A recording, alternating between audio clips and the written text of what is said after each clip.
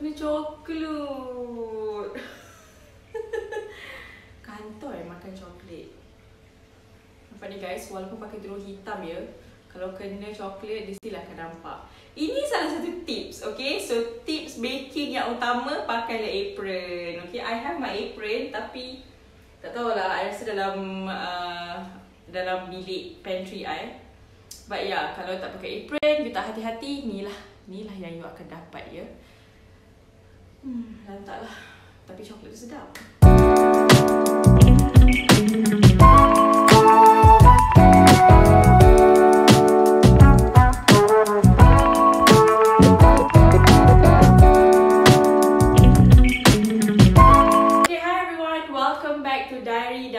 Farah Suji. Okay, hari ni Farah nak share dengan you all and also nak ajak you all semua teman Farah untuk decorate my red velvet cake. Red velvet cake ni kalau dekat Malaysia ni rata-rata ramai yang suka sebenarnya. Selalu kalau Farah dapat order pun mesti rata-rata klien Farah nakkan flavor red velvet ni. So nak decorate dia senang je. I'm just gonna do a simple design today. So you all pun boleh belajar and you all pun boleh buat sendiri je dekat rumah. So simple. So bila kalau you all nak buat birthday cake ke atau nak buat kek sesaja, nak celebrate kawan ke, family ke, orang yang tersayang ke, boleh guna teknik decoration ni.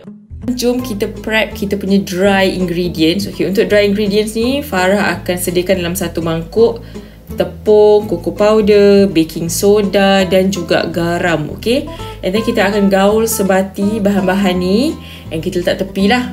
Bila kita letak tepi, baru kita prepare kita punya wet ingredients. Dengan cara macam ni akan lebih mudah dan lebih bersistem bila kita bake, especially untuk yang baru nak belajar baking ni. Make sure you all susun sistem dan step supaya lebih mudah untuk you all bake dan you punya kek tu akan lebih cantik hasil dia. Okay?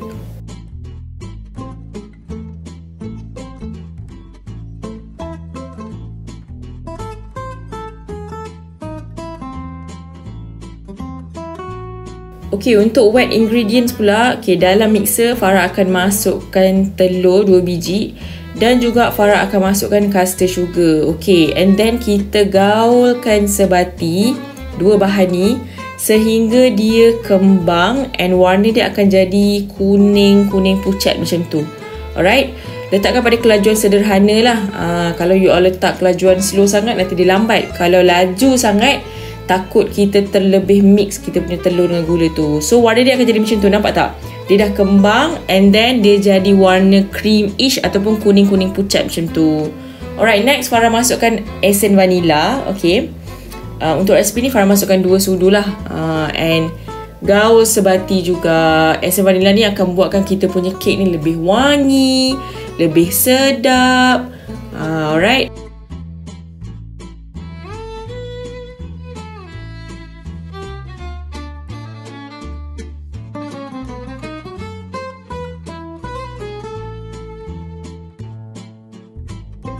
Alright, seterusnya kita akan masukkan minyak. Farah gunakan minyak jagung kat sini. Okey, apa beza kek yang menggunakan mentega dengan kek yang menggunakan minyak ni? Okey, kek yang menggunakan minyak ni dia akan produce less crumbs ataupun serdak-serdak kek tu kan. Bila kita potong kek, bila kita nak hias nanti, kadang bila kita trim bahagian atas tu dia ada serdak-serdak. So kalau kita pakai minyak ni dia akan kurang serdak dan kek kita akan lebih moist lah. Okay, so seterusnya Farah masukkan bahan-bahan kering tadi. Nampak tak tepung yang kita dah mix awal-awal tadi tu? Kita masukkan dan kita selangkan dengan buttermilk. Nak prepare buttermilk ni senang je. Farah ada letak resepi buttermilk dekat description box tu. Boleh pergi tengok, okay?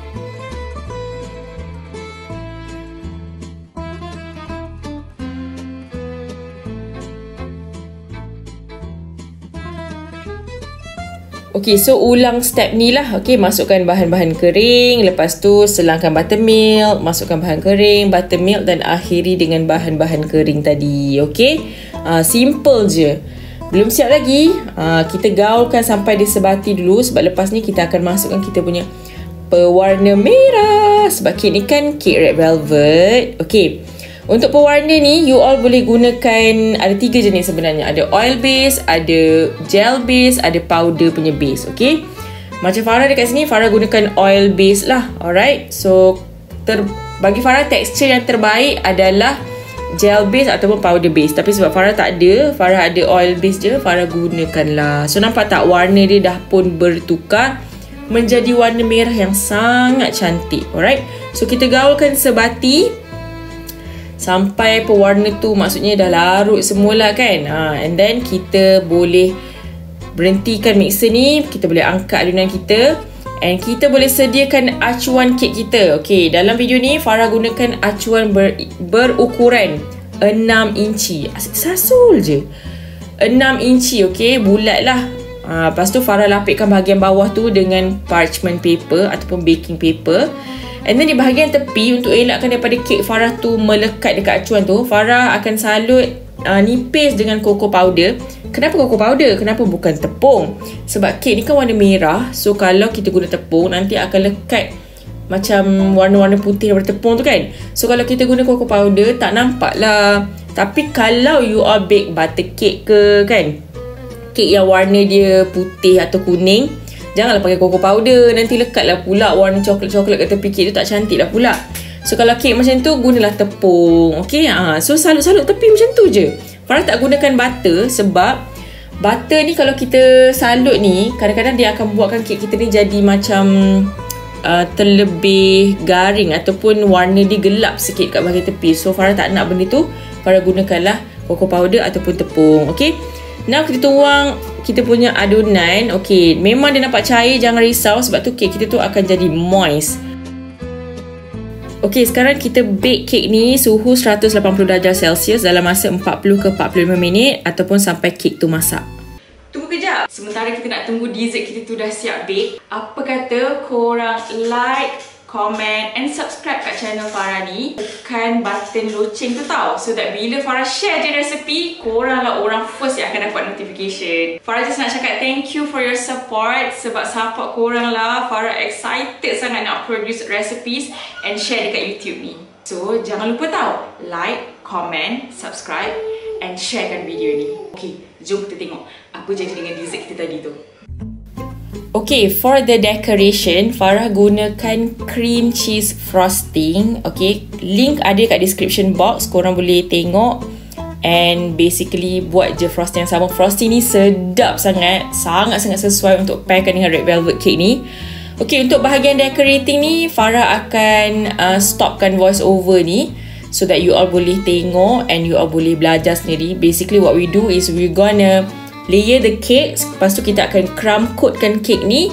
Lepas dah crumb coat, kita akan frostkan keseluruhan. And then kita akan decorate lah. Okay, simple sangat. So you all tengok je step by step macam mana Farah buat ni. And just buat je, okay?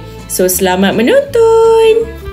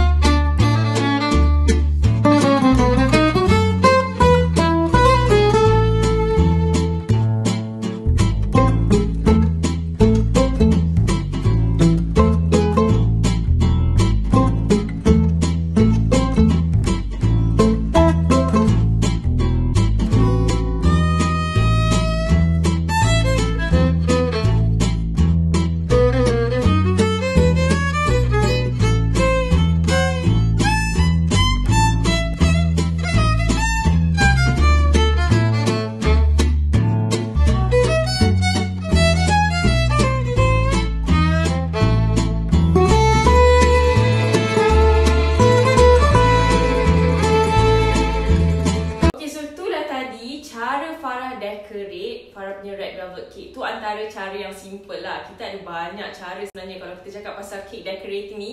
You can be as creative as you want. Tapi untuk video kali ni, Farah opt for design yang simple supaya senang untuk you all follow and boleh buat sendiri dekat rumah. Okay, till then, I will see you guys on the next video. Jangan lupa untuk komen dekat bawah apa resepi ataupun video yang you all nak tengok dekat channel Farah ni so that Farah boleh produce lagi banyak video untuk you all. I'm Farah Suji and I'll see you guys on the next video.